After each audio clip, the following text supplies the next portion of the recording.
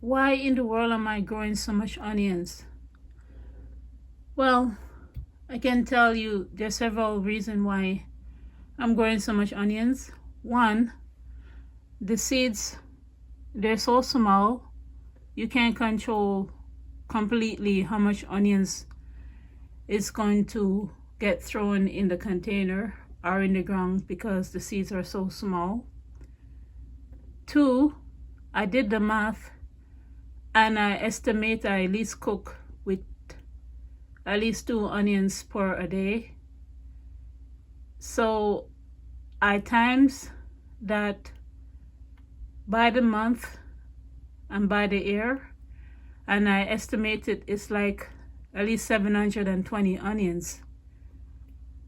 I transplant these onions in these containers 2 weeks ago, and I have some more onions also at the bottom shelf also. And last week I also started some more seeds in onions. So the way I sow these onions, I grow them in the tofu container like these. These are chives. I sow less chives than what I did with the onions. With the chive plants, they will come back every year and keep spreading. And so I start them in yogurt container like this, and then after they grown to a certain height, I cut them back like this. I prune them off like these. I think I prune them at least 3 to 4 times already. And the reason why I did that is so that they get more sturdy, more strong. I find these are more strong than these chives that I prune off. I pruned these chives just yesterday, but the onion seedlings, they were like weak like these chives. But the more I prune them, the more they get sturdy and the less they fall over, and I find they're more stronger and healthier that way. And I'm going to show you guys what I did with the leaves that I prune off, how I use it. I don't throw it away, I reuse it, I eat it. So I figured if I grow more onions than what I needed, I can probably dehydrate some. I can freeze some, and I can give away some. I can sell some, and I can store the rest that I want to eat for fresh eating after I cure it. I didn't know it was so easy to start onion seeds indoors. It's actually more easier to do that than to plant it in the raised bed. I find it grows slower in the raised bed. I was doing my research about celery seed, and they say that the celery seed, they grow really slow. You should start them indoors before transplanting them in the raised bed, because last year I started my celery seed outdoors in seedling container, and they didn't look like these celery like this. Look how healthy these celery leaves are, plants are. I'm thinking of starting to use some already in my cooking, and then sometime in May not in May, but sometime in April to transplant them out in the raised bed. I planted 2 different kind of celery plant, but one didn't come up, but this one came up. I'm thinking the other seeds, maybe they're too old to keep sprouting again. I'm not sure, but I'm glad I planted 2 different kind of celery seed.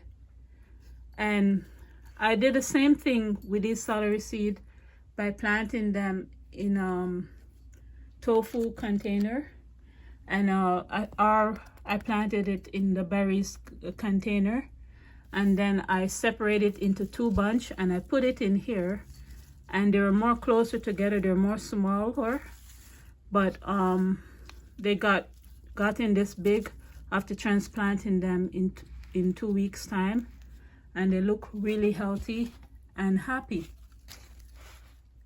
So I'm thinking, because I heard with the onion seed that after 1 year there's less chance for them to sprout if you buy the celery seed and you don't use them up within 1 year.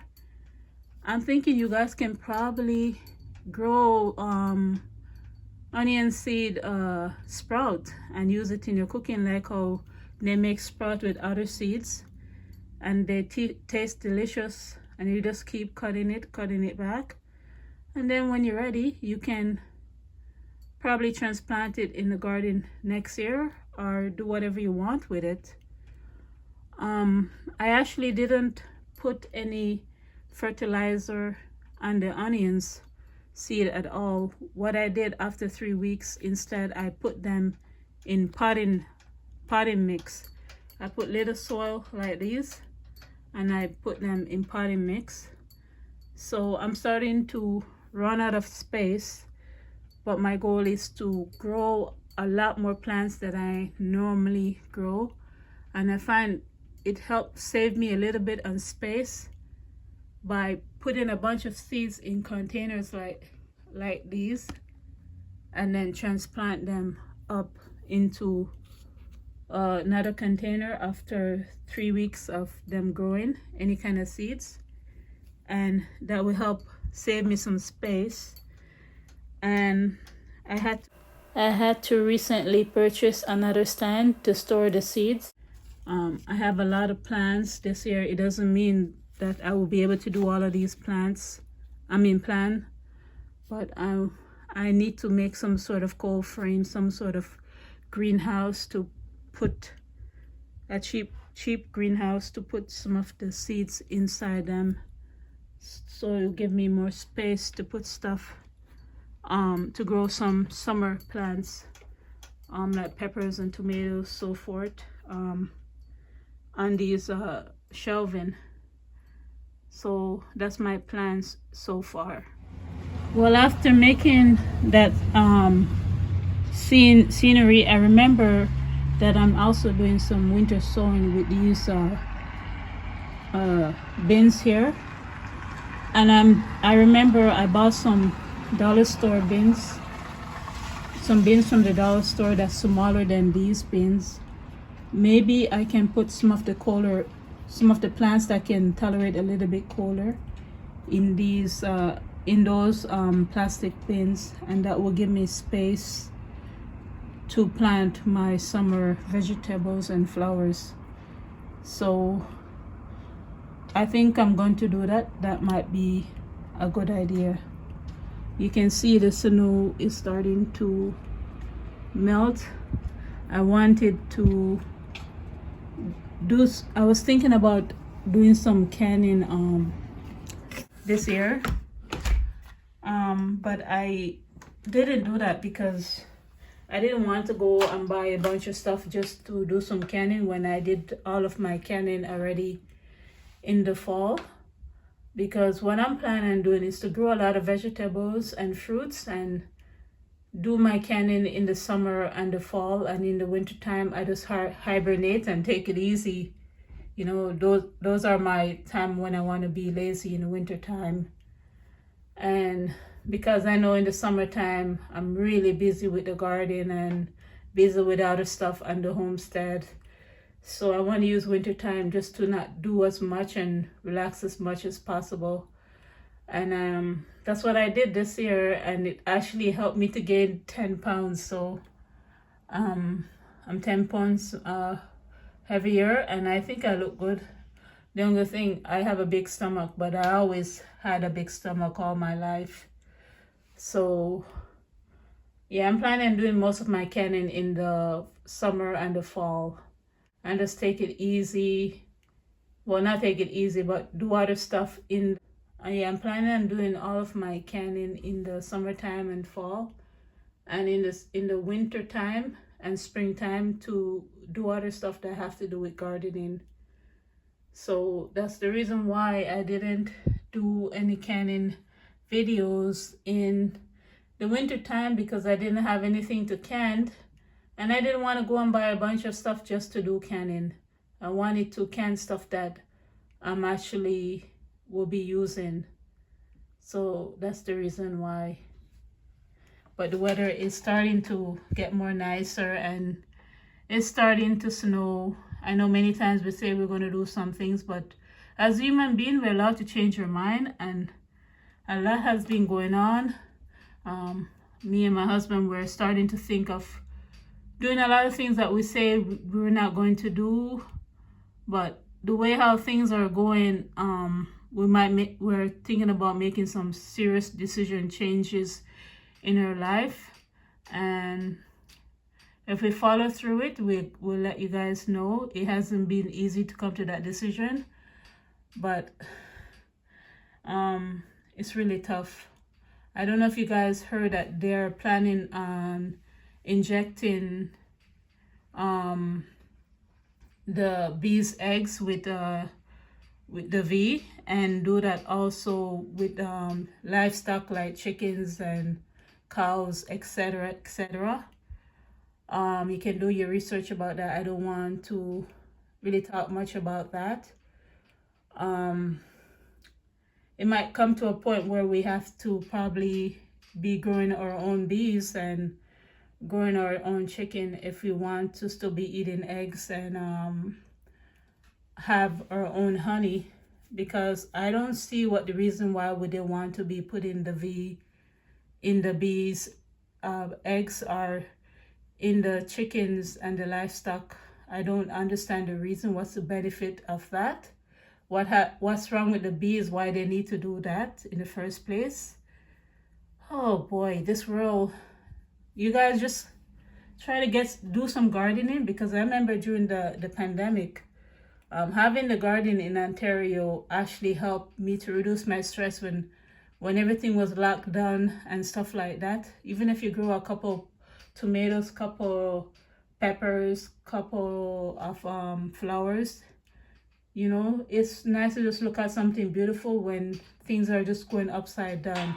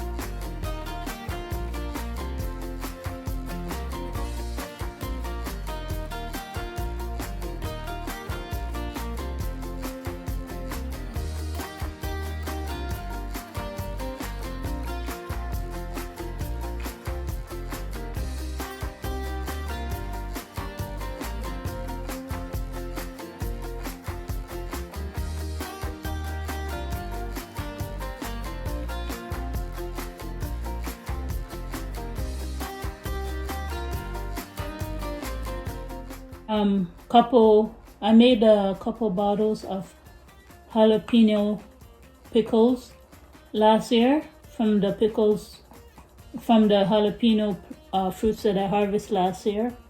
I gotta tell you, I just recently opened one of the bottle and I'm so addictive to it. I definitely want to grow a lot more jalapeno plants this year. Last year I grew 6, but I definitely gonna try to grow a lot more because I use a lot of jalapeno fruits in a lot of the stuff that I preserves, and also I'm falling in love with the pickled jalapeno. Even though I don't like food to be too spicy, but I'm training myself to eat more spicy food, and I find I could handle jalapeno fruit way better because it's not as spicy as the other chilies in the world. So this really tastes good. I made it with garlic and salt and vinegar, and it came out really good. So I'm definitely going to do that again this year. I'm talking to you guys and I forget that I want to cut some more of the onion sprouts onto the jalapeno and the avocado. It helped give it extra flavor.